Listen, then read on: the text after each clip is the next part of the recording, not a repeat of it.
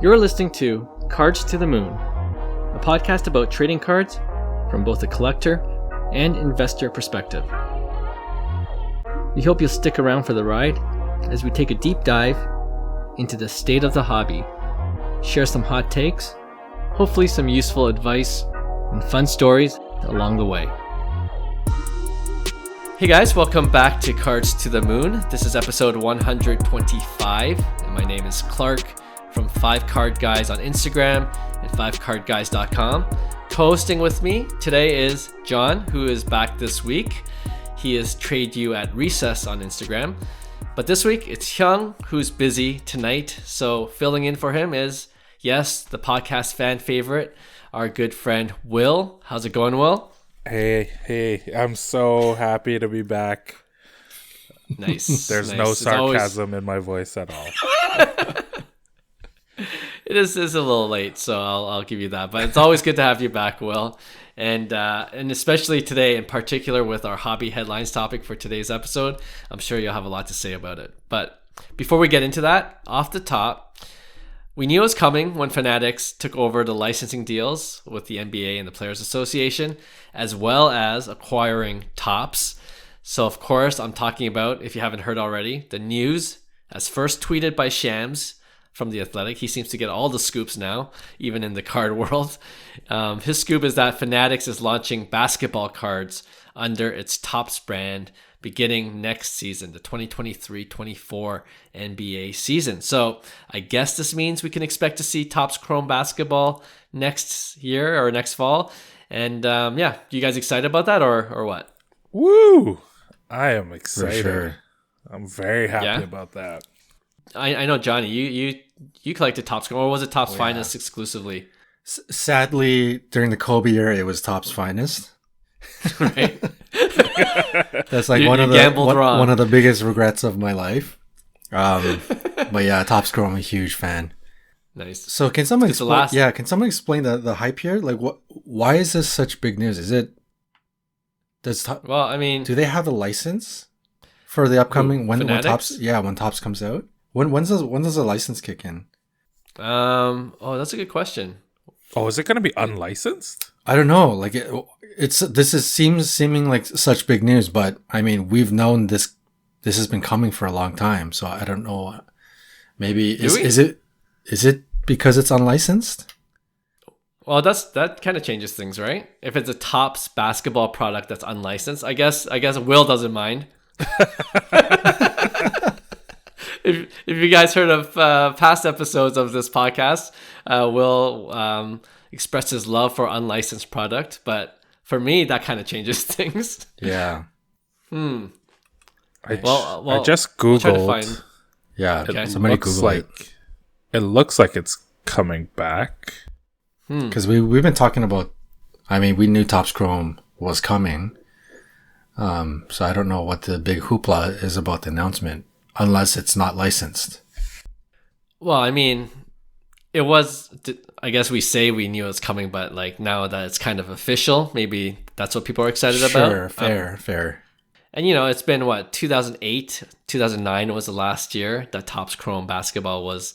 So that's over a decade. Yeah. So, and we talk about like how nice Topps Chrome, especially the refractors. I'm looking forward to seeing Topps Chrome refractor basketball cards again with upcoming rookies. Like, I mean, can you imagine how much a Wemby Topps Chrome refractor rookie card will go for now? A pretty penny. It'd be crazy. So, okay. So now I'm I'm a little bit stumped. Like, whether it's good. I assumed that from the announcement, it's got to be licensed. Me too. But I will say, like, Topps Chrome. I love Topps basketball cards. I actually have a lot of Topps basketball because their last year of production was 2009, 2010, and that's DeMar DeRozan and Steph Curry and James Harden's rookie class. So, I'm a huge DeRozan fan and collector. So I've got DeRozan's Topps cards, his Topps Chrome. I have his Bowman 48.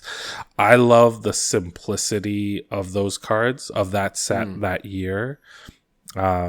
I also love that the parallels back then. I mean, who knows if this is going to be the case moving forward with Topps basketball, but back then it was like Topps Chrome has base out of 999, refractor out of 500, gold refractor out of 50, and a super refractor, and that's it. Yeah. And then if you go Topps paper for 2009, it's a gold out of 2009 and a black out of 50, and I think a red 1 of 1. Yeah. Okay. And then that's it. And like, I love that. I also am not a fan of Panini cards, like Panini Prism cards. I hate so much that border. Like, what is that border? It's not prism shaped. It's not Panini shaped. It's just this weird amorphous shape that takes up 30 to 40% of the card sometimes. Like, did you see the most recent, I want to say it was like the UFC release. And it's like, I haven't, but the action picture is so small and the border is like 50% of the card. I hate that. So I'm excited for Topps to make basketball cards again. I'm just more excited that Prism hopefully won't be the norm. So it was a blip in the history of sports cards. Yeah, that's when I was out of the hobby anyway, so it's like it never existed to me. Yeah, totally. But you know what? Like, do you honestly think Topps Chrome or Topps are going to keep the number of parallels or refractors, No, of course not. Yeah, there's going to be a lot. There's going to be a lot, of course not. There's going to be frozen fractors and whatever crazy fractors they come up with. Oh, man. That's true. So, are you going to collect DeMar DeRozan, Topps Chrome 2023-24? Start. You know what? If he comes back to Toronto, then I would definitely collect that card. But I generally don't collect like my PC players in other jerseys. Gotcha. Like I PC Hyunjin Ryu. I have his rookie cards, but mostly I'm looking for him in a Toronto jersey. So, right. Yeah, fair. I hope to see the iconic LeBron, Kobe, Topps Chrome. Like they had some iconic photos. Yeah. Like action shots. Hopefully they could bring some of that back somehow. Right. In this updated Topps Chrome. Hopefully it's licensed, but yeah, we'll see. I'm excited. Right. Cool. All right, now let's move on now to hobby headlines. So like we teased at the beginning of the show, I have a feeling Will and John and myself, we all have a few things we want to say about this topic. And of course it involves grading, and specifically it's about the whole Beckett grading scale fiasco. I know that riled up a lot of hobbyists and collectors, especially on Instagram, where I spend most of my time on, just to see what the hobby news is. And in a nutshell, Beckett proposed the BGS 9.5 Gem Mint cards that had either a Min Gem subgrades, which is at least 1.9 subgrade, and the rest either 9.5 or 110, or a True Gem subgrades, which is all 9.5 subgrades. They would no longer be considered Gem Mint, but instead become Mint Plus, with the number grade staying a 9.5, right? But for current BGS 9.5 Gem Mint cards that had 1 or 2 10 subgrades, well, they would still be Gem Mint, but the number grade would change from 9.5 to 10. Okay, you might have to replay the last 15 seconds of what I said, or just go on the social media feeds, go on Beckett, and you'll see what they proposed. The gold label pristine and the black label pristine would stay the same. So that's simple enough. So I don't know where to start with this. I guess we could say initial thoughts. What did you guys first think when you first heard that this was what Beckett was proposing before they retracted all of it? Yeah. So I remember when it came out, and I think I posted it to our WhatsApp group, and I was like, what is this hot garbage? Yeah. And I think like John's reaction was like, oh, it seems pretty good for the hobby. Like I kind of like that they're doing this, is kind of what we were talking about. And like I don't really disagree with John that often. And it was kind of late at night. I'm like, am I gonna have to just like blast, like just send so many messages in our WhatsApp group, waking everyone up talking about this? And then like I think it was like 10 minutes later, John's like, wait, I actually looked back on it. This makes no sense. Because I think you missed the part where it's like quad 9.5s are no longer gem mint. Like that's just ridiculous. Yeah.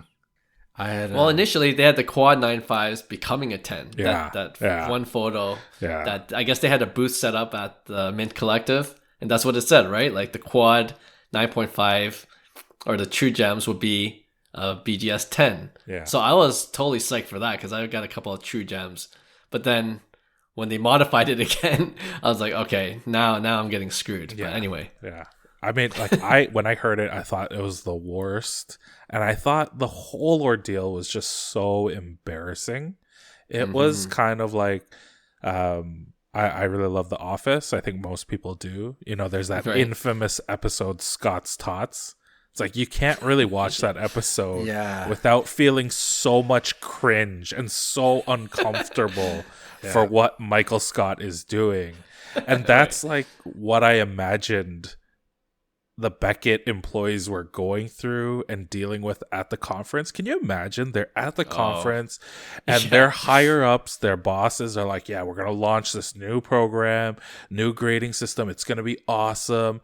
And then like, maybe they were like, I don't know about this, but what can they do? They're just the grunts on the front line. And then for 3 days or however long that whole, the Mint Collective is, they just have to stand there and smile and just get so much garbage thrown at them. Yeah. Like I just feel so much secondhand embarrassment for the people who were working that week. Oh man, I can't imagine. Yeah. Yeah. John, what did you think? Other than initially liking it. Yeah. so what happened was, we were away last week. We happened to be vacationing at the exact same spot. So Will and I actually completely unexpected. Yeah, we ended up hanging out together, which was hilarious. But I had like completely committed to like turning off my phone and not being on social media and stuff. And on the drive home, right before like getting on the long road back home, obviously I see IG, it's kind of blowing up, and I see Beckett, and it says new huge announcement. Beckett going to like the 10 system. And I was like, in my mind, I was like, yes, this is what I'm talking about. Like we've been talking about this forever. And then the first thing I did when I got home was our chat group was blown up, and you guys were mentioning it. And I was like, I think this is a great idea. I mean, this is what I've been talking about. And I go on IG, look back, and I see it's like 9.5, 9.5, 9.5, 9.5, 10. And I was like, oh, okay, I see why people are receiving hate. Right. Because, you know, like the thought process to me was correct. They just executed very poorly, right? So like number one, why would you have 3 9.5s and then make a 10? Like logically, even to like a 5-year-old kid, that doesn't make any sense. How could 9.5s make a 10, right?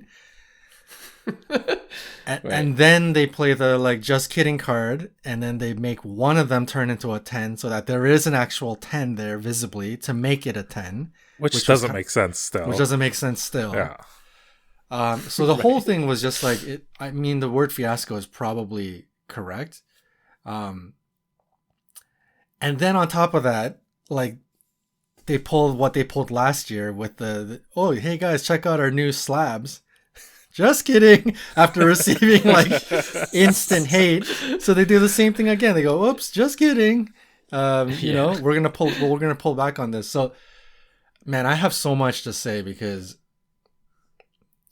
I think the you know, everybody should know this. The 9.5, their grading scale is basically the same as PSA 10, right? The 9.5 is a 10. Like PSA has certain forgiveness for each of the quadrants of grading, right? So like the corners don't have to be absolutely mint. Like it could have a little bit, and that qualifies as a 10. And the grade, you know, the center, you guys know, centering has to be 60-40. It doesn't have to be 50-50. So that is Beckett's 9.5. But if it happens to be flawless in one area, then it gets the 10. So I've always said it sounds so gimmicky, but making the 9.5s into 10s. And if you do want to be different than PSA or SGC and you want to differentiate the 10, then call it a 10 plus or call it a 10 flawless or whatever what you got to call it. But the idea to move to the 10, to actual physically, like visually putting the 10 number, for me, they should have gone with that, and they still should do that. But they executed it poorly. And amongst all of this, and you know, people don't talk about this fact. My biggest gripe to Beckett is, as a corporation, when you make such a big decision like this, and I mentioned it in the chat group, like, you know, stand tall to the corporate decision you make. Even, you know, like, again, this instance, it was such a fiasco that they really pulled back. But this is like 2-3 times they've done this already, where they make a big announcement and they pull back on it, right? Like, that it just makes you guys as a company look really, really foolish. Like, if you're going to make a big decision, stand behind your decision and go through with it, right? So, yeah, it's one of those things. I understand they had to pull back in decision because it was just so poorly executed. So I get it. But, man, the next time Beckett makes a move, like, if they're listening, stand behind your decision. Like, make that decision proudly and stand behind it and go through with it, because I think it just looks so much more foolish that you back out. But, you know, I understand. Yeah. They're receiving as much hate as they are receiving. They are still receiving a lot of empathy in this situation. So there is some silver lining. It did kind of work out. At the end of the day, I think they're going to go ahead with it, probably modify it a bit, and we'll talk about the different proposals that are out there right now in terms of what Beckett might do with the feedback. But yeah, when I first heard about it, I honestly thought it was an April Fool's joke, because it was an early April Fool's joke, because it came out March 31st. I'm like, oh, they're playing the long April Fool's joke. You know what I mean? Like, they're going to play it out and then say, it's gotcha after a couple days. But then, yeah, I was kind of flabbergasted, to tell you the truth, when I realized it wasn't an April Fool's joke. This was actually something legit they were trying to do. And I read some of the comments. Like, there are people out there that still think it was an April Fool's joke. they're like, you know, people are getting riled up, and then these guys are saying, like, take it easy, buddy, it was an April Fool's joke. I'm like, no, I don't think it was. You know, I actually love that we as a community, like, people were like, hey man, just take it back and pretend it's an April Fool's joke. Which means, hey, we the community, we actually know that you weren't doing an April Fool's joke, but we are willing to accept and pretend that you were, to save you guys face. Like, let's just all pretend that this was a joke. Like, that's so ridiculous that we were so willing to do that for this company. Hey, we care about Beckett. I want Beckett to succeed, you know, and when I thought they were going to go with the Mint Plus, right? I told you guys in the channel, like, my take on True Gems being undervalued was my worst take of all time, if that's what they did. But thankfully they retracted, and we'll see what they do next. That's but yeah, crazy. Like, how can they make a True Gem downgrade down to a Mint Plus? Like, so I have so many thoughts, like, not just the Scott's Tots kind of shame and cringe, but it's like, if you watch that Instagram video from I don't know what his position is, but he's like really high up, and he's like, we've been working on this for months. We've been engaging with the community. I think that was the head of the chief vision officer. Yeah, whatever.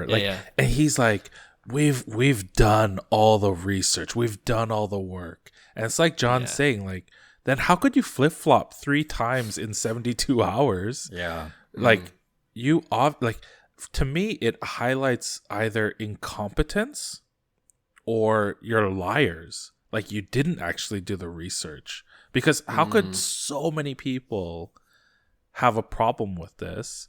Right. And, like, you know, for me, I enjoy writing. I didn't always enjoy it as a kid, but when I got to university, I really fell in love with kind of the art of writing. I took a bunch of courses and stuff. And one thing I really enjoyed was writing persuasive essays.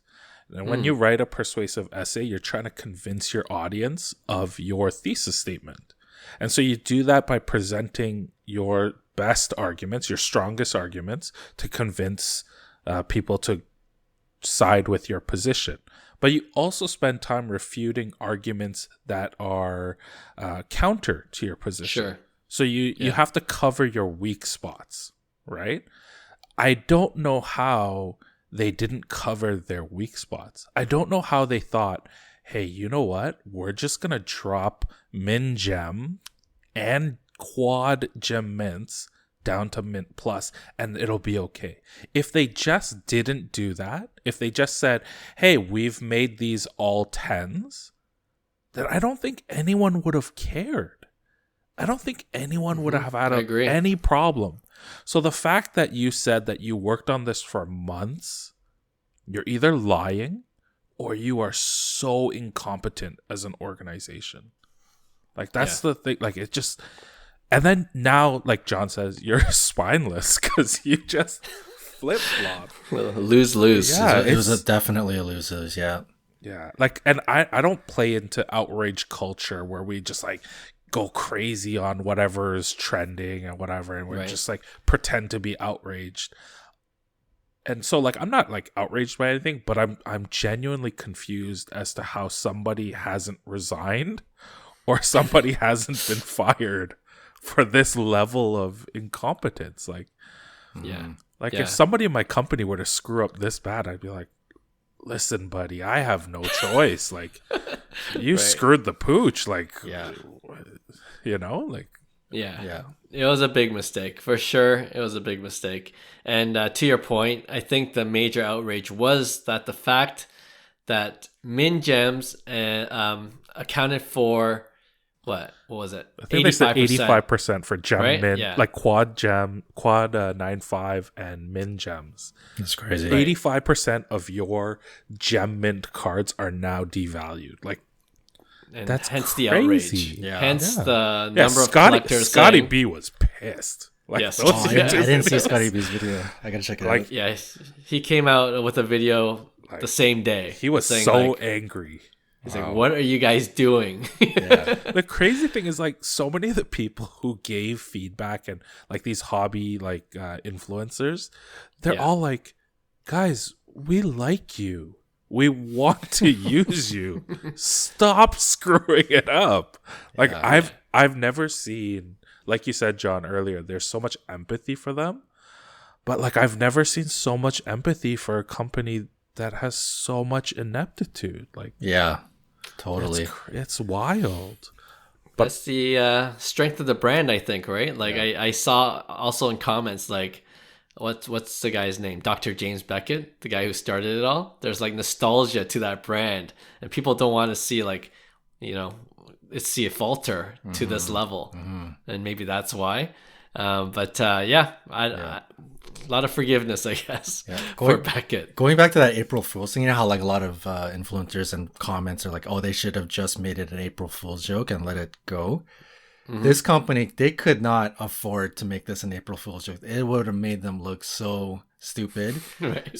So amongst all of this craziness, I do give them kudos for coming out quickly after the backlash and making a corporate statement that, based on the feedback, they are pulling back.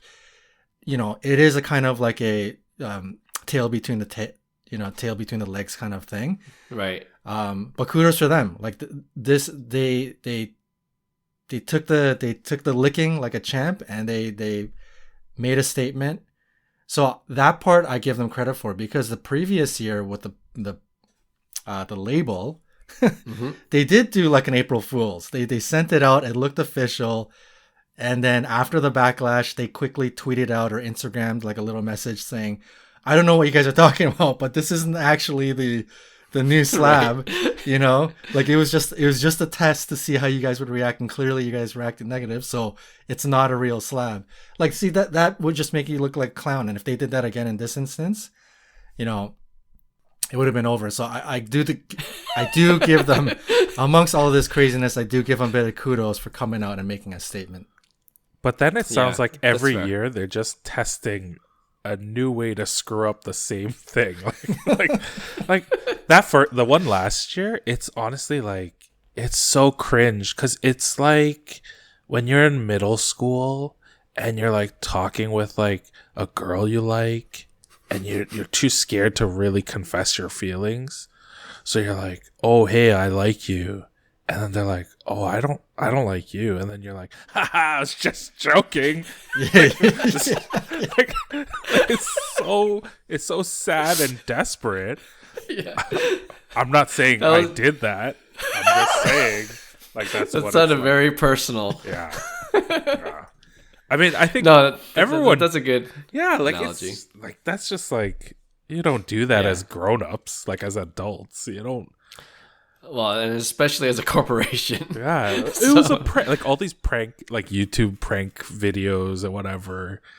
Like that's not. You're not a prank video. You're not punked. Right. You're supposed to be a legitimate business.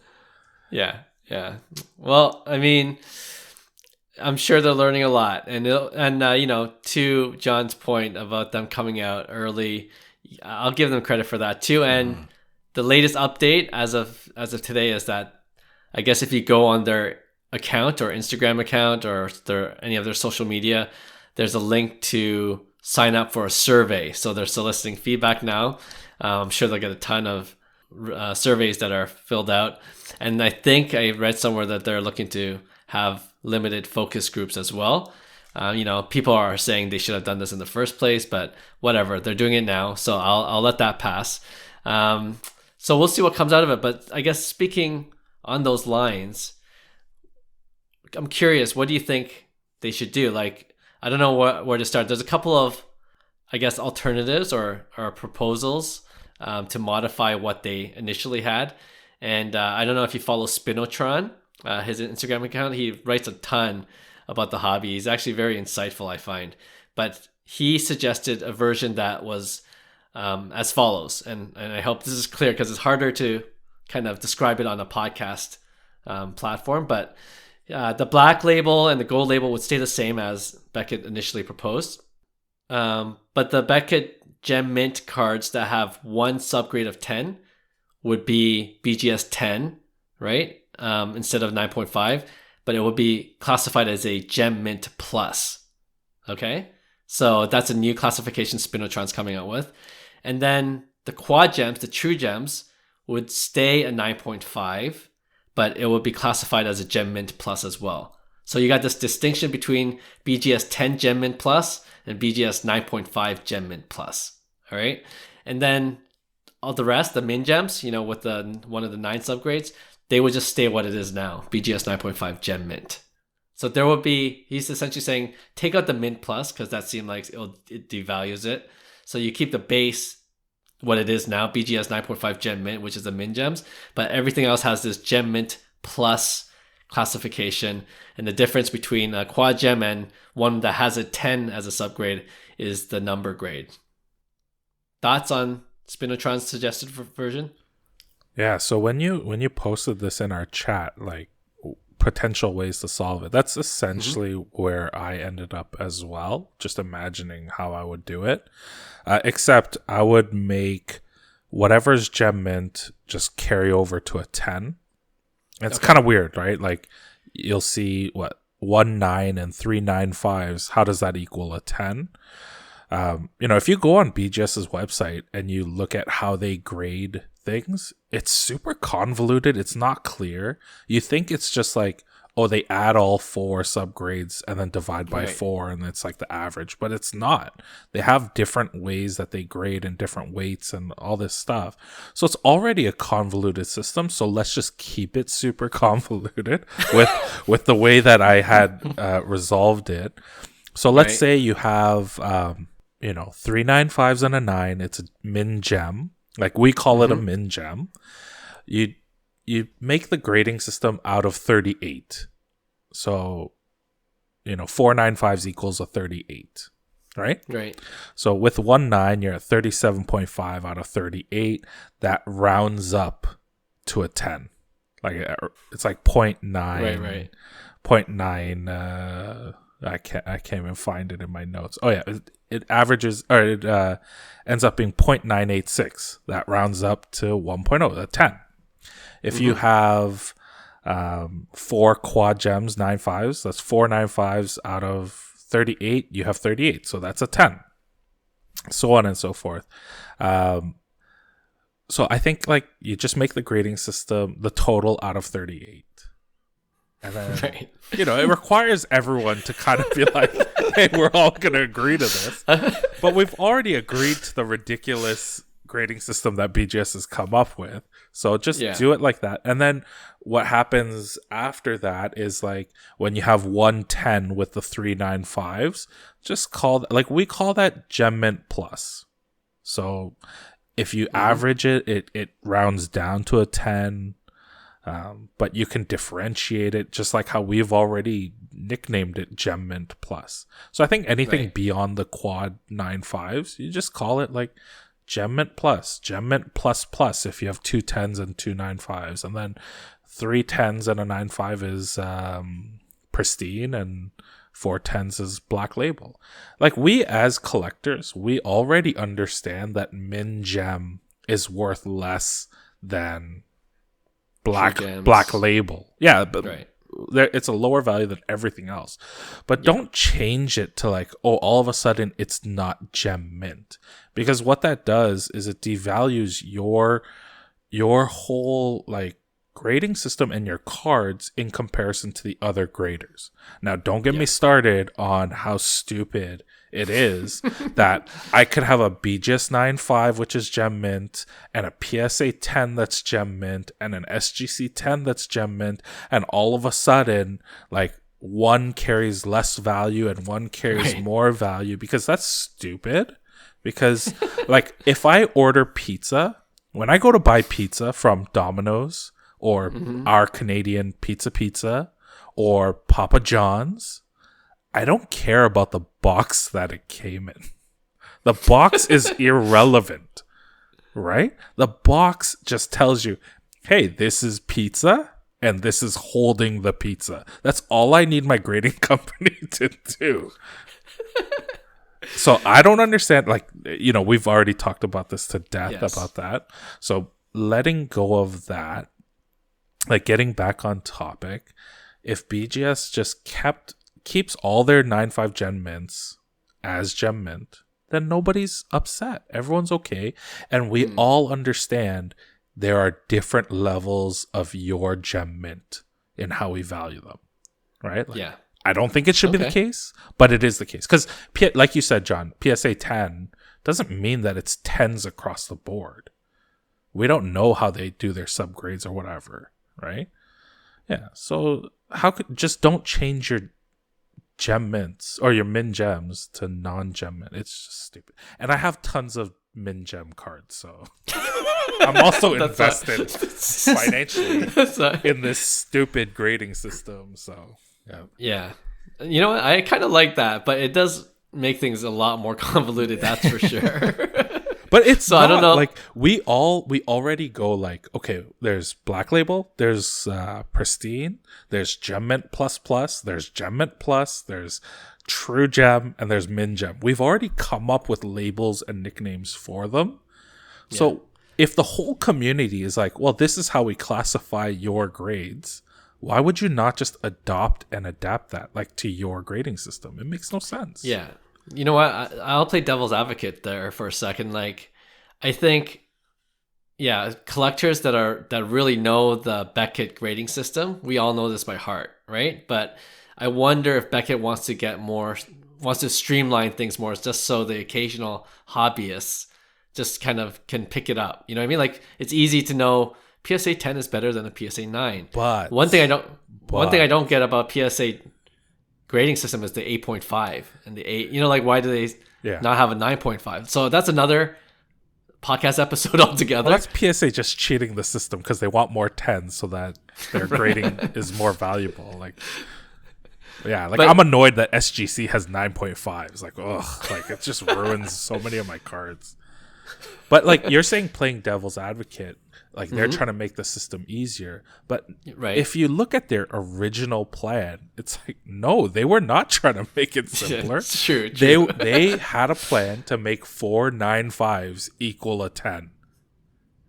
It's like that is not just like, you can't just show that to a 10-year-old and say, here, this makes sense. That kid won't get it. So it's already convoluted. Keep it convoluted. Yeah. I wonder if, maybe there's this transition period, right? So let's say we use the Will Choi calculation to figure out these quad gems get bumped to a 10, make it out of 38. But then when you re-hold it, like re-slab it, you change the subgrades to match the 10. Like if they're going to change the grading scale, just like, don't even give 9.5s anymore. Do you know what I mean? Like, moving forward, you either get a 9 or 10 and just simplify it that way. But we have this transition period where we have a lot of these older slabs that are in BGS 9.5 gem mints. You use your calculation to see what gets bumped to a 10 or what gets bumped down to a 9 or stays, I guess, what it is. But I think if they just got to get through this transition period of getting to where I think they want to be, which is essentially a grading system very similar to PSA, a 9 or a 10, and no 9.5s, right? But they got to figure out what to do with the current 9.5s, which there are a lot of course, right? So I think that's kind of what I'm thinking about. I like your analogy of the pizza, but the one thing I will say is, like, the pizza quality, there's pizzas that I'd rather eat that, okay, the boxes are fine, right? Like the boxes are the same. They're all made of cardboard, but I'd rather have, a Pizza Nova here in Canada than a pizza, right? Yeah. So not all pizzas are created equal. That being said, but the card grading company did not make the cards. The pizza companies make the pizza. No, you know what? This is what I'm saying. That being said, like the quality of grading between PSA and BGS and SGC, like we don't know. For all we know is it's all equal. You know what I mean? Like we have this idea that PSA grades more strictly, but is that really true? I don't know. It could be true for some cards, but overall I can't say that's the case. We just for some reason value PSA graded cards a lot more than the other ones. So yeah, I got feet on both sides of the fence at this point. For me, it's very simple. They just have to figure out a way to get their min gems into 10s. That's it. Make your existing base, like whoever's holding on to a Beckett slab and is holding on to a 9595959, a min gem, make that into a 10 and make your 80% customer base completely happy. The trolls and everyone outside is going to make fun of you and they're going to have comments regardless of what move you make, but make the existing Beckett users. Exactly. Number one, go to the 10 somehow. And number two, make sure the min gem becomes the 10, the one that's the main. The min gem is the one that's really getting hammered in terms of value, right? Like it's continually losing value because people want to see now, they want to see true gems and they want to see true gem pluses and stuff like that, right? So make that into a 10. I don't know how you're going to do that. Whether it's going to be, now you can't go away from your grading system. So maybe you hide the grades on the back and it's 9.5s and then the front just says 10, or you quote unquote regrade and make everything a half grade bump up. So 9s are 9.5s and 9.5s are now 10s, and that makes you a 10. And I don't know if you got to make 10s into a 10.5. Otherwise, everything becomes black label. Exactly. So if you have to go to like what I was saying, if you have to showcase like an actual true 10 as a 10 plus, I don't know. Like I don't know if that's the answer, but the min gem has to become a 10. That's the bottom line to me. And I think if you make your customer base happy, that's the positive you need to get the ball rolling for a company. So for me, I think it's a pretty simple. I don't know how you're going to exactly execute that, but that's the move that has to happen. Well, it's better to do it that way, right? It's better to do it that way than and make all your min gem holders happy then I guess what you were saying, well, the 10s become 10 plus or 10 and a half, and that'll devalue everyone that has black labels. But who cares? There's only a few of them anyways. Yeah, right? it's like 1%. Who cares about the 1%? But make the 1% black label holders upset versus the 85% min gem holders. No, the upset. black labels become BGS 11s. That's like everything gets bumped up. Yeah. Oh man, you're gonna say something, Will? Oh, I don't remember. There's just so much. Like. I hope someone from Beckett's writing this down. This is gold. I feel like we got the solution. That's right? the thing. 3 guys who do we this. Did it, guys. We did it. Who just have a WhatsApp chat and a podcast came up with the solution, and your head of marketing was making an Instagram video that went out to like millions of people and said, "We've worked on this for months and months." Like, no, you have not. So, I think they fell in love with the idea of Mint Plus. They're like, yeah, Mint Plus it sounds good. I think we got it. And then they're just dead wrong. Yeah. There's a dead wrong for you. So I actually filled out the form to be part of the survey and focus group. So we'll see if they reach out to me at 5 Card Guys. But I'll everything we said here, I'll take it to them if I'm part of that discussion group. But yeah, Beckett, I guess they initially said they're going to announce something the week after, but I don't know if that announcement was the fact that they're coming out with a focus group now and just kind of delay the process. Yeah, I would just get quiet real quick. Right. Yeah. Not a bad idea. I saw, you know what though? I saw some post that someone was like, hey, they introduced a new pricing structure for Beckett grading. And then someone was like, why wouldn't you make this your big reveal? Like, why would you do this other thing that just enraged so many people? Like, it's just like, yeah. So many questions. Maybe they gotta drop the pricing or something as a goodwill gesture to the community. Well, that's the other thing too, right? A lot of people are saying like, there are a lot of issues that Beckett needs to take care of first, and this is probably not it, you know?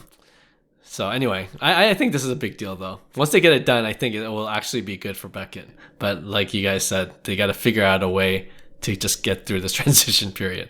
So last question before we go to the next segment. What are you guys doing now with your BGS slabs? Like, is there anything you can do with it? Like, are you, like for me, for example, I got a couple min gems. I'm posting them up and trying to sell them as fast as I can.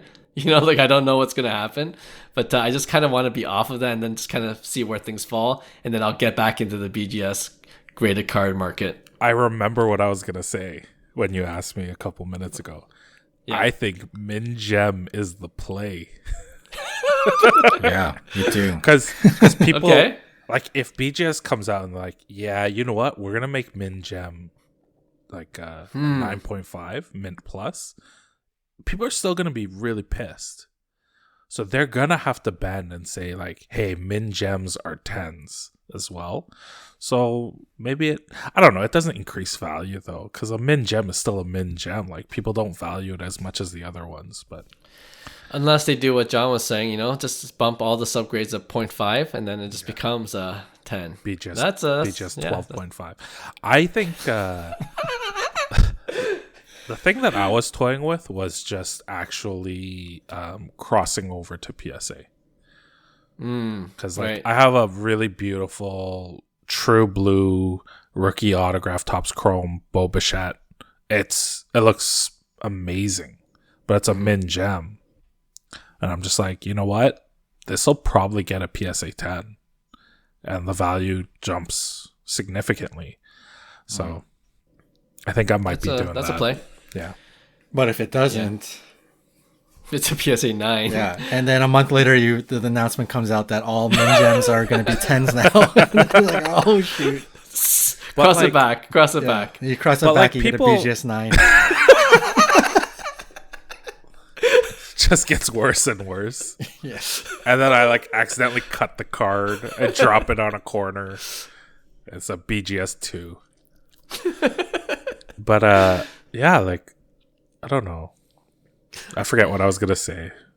I've lost so So, much energy talking about BGS. Let's move on. Let's move on. Yeah, let's move on. This is a good talk, and we'll definitely revisit it once an official announcement is made. All right, let's. Our next segment we're calling "Grumpy Old Men."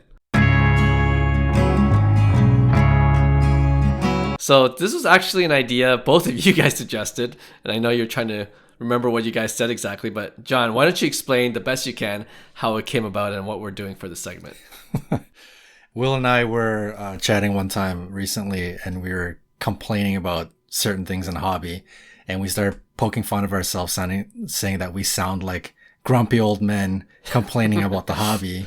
And Will had a brilliant idea, said, "Hey, we should make this a podcast segment." And I was like, "Okay, let's bring it up to Clark." So here we are, a bunch of old men that are about to complain about things. Yeah. So, well, I feel like we just did that with the previous. Yeah. Oh, totally. Yeah. I think I joked that it should be grumpy old man versus COVID collector. So like the people who came into the hobby during COVID versus grumpy old men. And I'm kind of in both camps, but I'm definitely a grumpy old man in some things. So, yeah. So yeah, I thought this would be a fun segment too. Like this is just a general catch-all where we just complain about the hobby, and then we, absolutely know that we probably sound like grumpy old men, as the segment title suggests. So, you guys got any? I could go first because I really got one, but and this probably will make me sound like a grumpy old man. But my question is, why do all breakers have to be so damn loud? Like that's just the way they're and they all speak the same way. They kind of follow. You're taking one of mine. That's really totally one. It's like, let's go, Justin Herbert. It's just like constant hits are just like sirens. It's like it's a little much. That's all I'm saying. That's what I got for the segment. I wouldn't mind like a low key civil break. Yeah, like Pac-Man. I like Pac-Man. This is truly gonna make us sound like old men because breaking is something new, and it definitely appeals to a lot younger people than people our age, right? Sure. So we are truly we're gonna get hit with the okay boomers like there's no tomorrow. But I'm with you. I think to add on to that, my thing that I get really annoyed about is for some reason the anthem for every breaker is either saying "let's go" or "bang." Right. They all have to say "bang" or "let's go." That's why I appreciate Pac-Man breaks. He does it pretty quiet. Like he'll be like, "Whoa, this is a great card."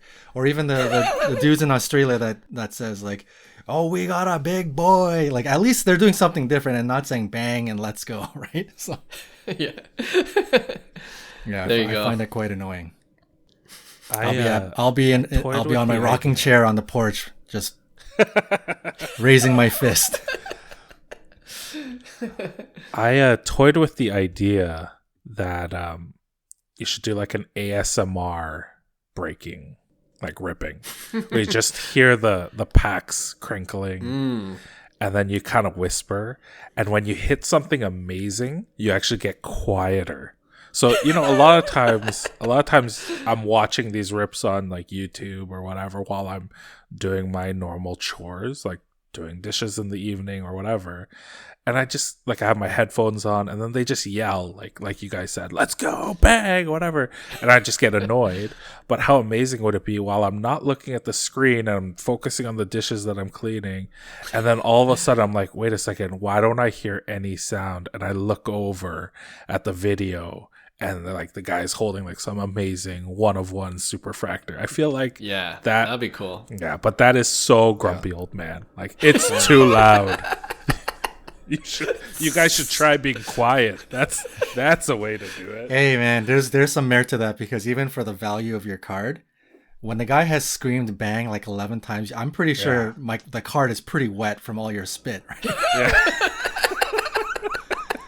Like I've seen whatchamacallit? There's a famous guy on that cracks open Pokemon cards. What's his name? I think it's Lionel or Leonel.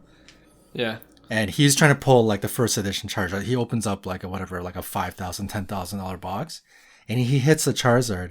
And the first thing he does in his excitement, He doesn't say a word, and he puts it in a sleeve and a top loader, and then he proceeds to scream, right? At least he's like, he knows he's not about to spit all over the card, right? Yeah. Meanwhile, you have breakers going, "Let's go, bang!" And they're like gripping it in their their hands. Yeah, and like it makes me nervous. They're flexing because they're like trying to show off their muscles, and they're just like, it's like you could damage that card. Like just we're not meant for breaking. Hyung is listening to this podcast, just laughing at us. Anyway, you guys got anything else, or is that good for our grumpy old man segment? I got one. Okay. I get really annoyed with seeing the same image across multiple products. Yeah. What Like do the you same like, so if you have like, I don't know, like a Cade Cunningham rookie card, and he's like bouncing the basketball, and then it'll be like a prism rookie, and then you'll see the optic one, and it's the exact same image. Yeah. It's like, guys, come on, like, or Ja Morant bouncing the basketball. Literally, that is in the same photo shoot is in every one of his rookie cards. Or Kevin Durant standing with the ball on his waist, like, they have used that pose even in multiple years of products, like. That's a good one. It's a bit of an annoyance for me. So one of the Facebook groups I'm a part of is the Lewis Robert card collectors group. You know, because we've all invested way too much money into him. Right. And there's one guy in that group who listed a 2020 Topps opening day Lewis Robert card. And it's apparently an SSP. Like it's very, very hard to hit. The only problem with that card is it's the exact same image as the flagship, like the base. So he posted it for sale, and it's like he listed for like $200, and people are just laughing at him because it's a $3 card in Series 2. Right. And so people don't even know that he's posting this SSP card. They think that he's just trying to peddle some base card for $200, and I'm just like, and that's because they didn't use a new image. Like, how is your SSP the same image? It makes no sense. That makes no sense for sure. Come on, smarten up. All right, you had a good one, Will. You were saying off air. Yeah. My grumpy Facebook. old man is mostly Facebook related. Because selling on eBay from Canada is a hassle. Sure. And so I like to try and buy and sell off Facebook groups as much as possible. But one of the problems with Facebook is, and this is what spurred John and I, like our idea about making this segment, is just like you will scroll through so much garbage, like people just selling base garbage, like 25-cent cards. And I'm just like, first of all, I'm like, why are you trying to sell a 5-cent card for 12 cents? Like, don't even waste your time doing that. Like, it can't be worth your time. But anyway, I have to scroll through all of that garbage, and finally I'll find a card that's like decent, but I'm either at work or with my kids or doing something. So I gotta go back to that card later on in the evening, like while I'm lying down in bed, neglecting my wife. I have to find that post, and you can't find it. Like, it's just gone. It hasn't sold. It's just like you scroll and scroll and scroll, and you can't find it. And I'm just so annoyed. And sometimes you can search in these Facebook groups, but the search function is not comprehensive. It's not meant for that. Yeah, it just does not find the cards that you're looking for. So that's my grumpy old man one. That's a good one too. It's so funny how we have certain grumpy old men complaints about the new hobby, and there's layers. There's generations of grumpy old men, because I might have shared this story before, but I walked into like a local card shop, and an older, like we're talking like senior citizen. I think he must have been like in his late 70s. He walked in, and he wanted to buy one of those boxes that you put cards in, right? And they're traditionally 90 cents or 75 cents or 50 cents. It's the ones that hold like you were talking about last week, Clark, like the ones that hold like 700 cards. Yeah. And he's sitting there talking to the poor worker, like a young kid in the back, and he buys one, and it was like $2.50, and he's just going off like, see here, son, this is what's wrong with the hobby. $2.50. Are you kidding me? This is what's changed about the hobby. I want to just walk in here and I want to buy a pack for 90 cents. I can't even buy a pack anymore, and I can't complete my sets. And now these boxes are costing me $2.50. It's like, oh man. It was a funny exchange. That's definitely layers to it for sure. All right, I like this. We'll do it again. We'll do it again when Hyung's back, and I'm sure. Hyung's generally an optimistic guy, so I don't know if he'll have anything to contribute to the grumpy old man segment. But we'll save he's the too segment. diplomatic. Yeah. So you know what? We'll just save the segment for when Will's on next. Right? This will be a reoccurring thing for when Will's as a guest host. All right, let's finish off the show with our regular weekly segment we call Pick One. And if you're new to the podcast, this is when we pick 2 cards or 2 sets or 2 players, and we each debate which one we would rather invest in. All right. So Hyung's not here, who usually starts things off, but John, you want to start things off with yours? Yeah. So I don't know if I've done this before, but in honor of grumpy old men, our 1v1 is going to be remove one of these forever. Sticker autos, or non-game used relics. Okay. For me, I don't know if it's a matter of personal choice, but I hate sticker autos, but I hate non-game use relics even more. Yeah. So get rid of those. And they don't hold any value, right? Like the worst part is when you get Topps Series 1 or any of those hobby boxes that guarantee one hit in quotes, and it's either a relic or an auto. Like if you get the relic, you're screwed. It's worth nothing. Yeah. Right? So it's like that, you can't even say that's a hit. They shouldn't even do that anymore. Right? You got to say autos are hit or auto patch autos are a hit. But you just can't have a regular non-game use patch as a hit. You can't classify those as hits anymore. So yeah, easy for me. I'll live with the sticker autos, but the non-game use relics, just garbage. Yeah, like I understand why sticker autos have to exist, because you can't get every player to sign like on the card itself, and like there's geographical limitations and all this stuff and time limitations. I get it. There is no excuse for for these patches that they come up with that are non-game use. Like what do they call it instead for baseball? It's like player worn, player or event worn. But they don't even guarantee that it's the same player that wore it. Oh, really? Yeah, I feel like I saw the something. The latest Flawless has not specific to any one player, event, or game or something like that. Yeah. So it's literally like a LaMelo Ball RPA will be a jersey that they just pulled off a rack. Yeah, that's just that's even more trash for sure. Yeah, dumb. I really hope Fanatics kind of fixes all this. So I'm actually gonna go the other way, and I'm with you guys. I hate that. Event worn, player worn, non-specific. I hate both of them.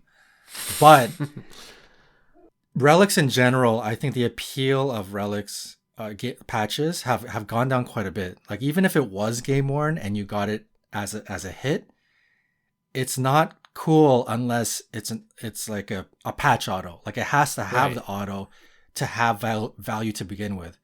So I'm gonna go the other way, because the three of us, if we're chasing an amazing card, or for any big time collector chasing like a huge grail card, I get even more annoyed seeing the monster card of like triple autos of legends and they're all stickers, or like there's one, I think there might be one Kobe Shaq dual auto in existence, and it's on card for Kobe and it's a sticker for Shaq.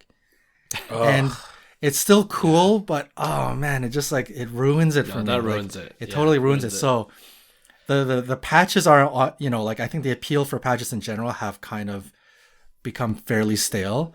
So I'm going to go the other way because I think the sticker autos for me get in my face even more because on the chase for grail cards, I just hate looking at sticker auto. I'm trying to chase like a Kobe auto, and every time I see a beautiful one and it's a sticker Kobe auto, I'm like, oh, come on, man. Like, it's a great, such a nice looking immaculate or whatever card it is, and it's got a Kobe sticker auto, and I'm like, oh, I just ruined it. Like, I'm not chasing that card anymore, right? So for that reason, I'm going to say, please get rid of sticker autos and get everything on card. Okay, I get that point too. Oh man, I like that point. I switch. I'm convinced. I switch. Yeah, Roy in our WhatsApp chat group, that's his criticism. We always switch afterwards. All right, Will, do you want to go with your pick one? Yeah. My pick one is pretty simple. It's you can choose between color match, parallel, or jersey match. But maybe one qualifier it'll be jersey match, but it's the ugliest parallel color. So in baseball, it's like purple. Like jersey match, Mike Trout, 27 out of 150, but it's purple. Wow, no love for purple. Oh man, if you put it that way, Is that I think it would have been if you just said refractor and his jersey number, I'll be like, ooh, it's yeah. But I think refractor jersey number. Yeah, that's fair. Yeah. That's tough. I think both obviously give a bump in value, and I think both in the eyes of collector, especially these kinds of cards usually tend to end up in the eventually into the hands of a really strong PC collector, right? So from a PC perspective, eventually picking up a card like this, for me, I prefer the color match.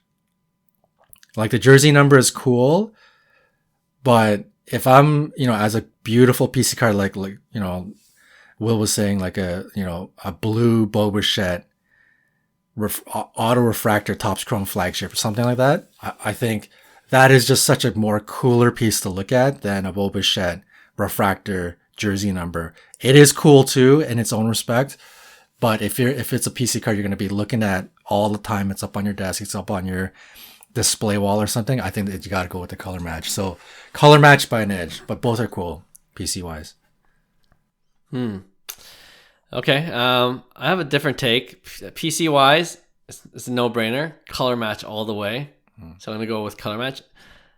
The jersey number thing, I think is so stupid. It is so dumb that it has such a premium. Just because it's the number of the jersey, who cares? If anything, then the first one out of 150 I'll give a premium for that. Or 50 out of 50. Right, or the last one, sure. Yeah. But even that's kind of stupid. It's just one of the cards in the collective 150 if we're talking about purple, right? So I just don't get the jersey number. But that being said, I just feel like the premium is higher on jersey numbers. You know what I mean? So as an investor or as a flipper, I guess I would choose jersey, but I'm going to go with my heart in this case, color match. But I'm just saying jersey numbers are dumb. Yeah. I'm the same way. I feel like people try really hard to sell you on the fact that it's jersey number. Especially I've been watching a lot of football content recently. And low numbered parallels are out of like gold prisms, they're out of 10. And QBs are all numbered 1 to 12? They're all low numbered. So that everyone's oh, it's jersey match, it's jersey match. That means nothing. It's so stupid. I don't get it. I don't want it. One guy was trying to sell a Boba 11 out of 99, and it's it doesn't feel special at all. If I have to really stare at the card, really zoom in to see why it's valuable, it's not valuable to me. The eye appeal of just seeing that color match, like, I think that's better. And there's no standard. I was gonna say, like, if it's a gold and a prism for football and it's only numbered to 10, right? If the QB has a 11 jersey number, like, then what? Yeah, you know what I mean? Like, it's pointless. So anyway, Yeah. all right. So it's a color match sweep. All right, I'll end off with mine.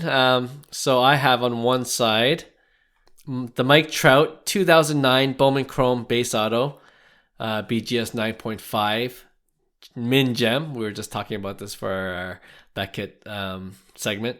The Min Gem, which recently sold for $8,000 US, versus Mike Trout 2009 Bowman Chrome base auto PSA 9, which sold for $7K US.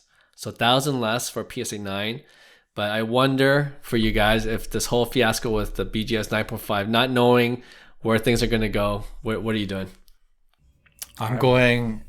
Sorry, I'll go first. No, I'm going Min Gem.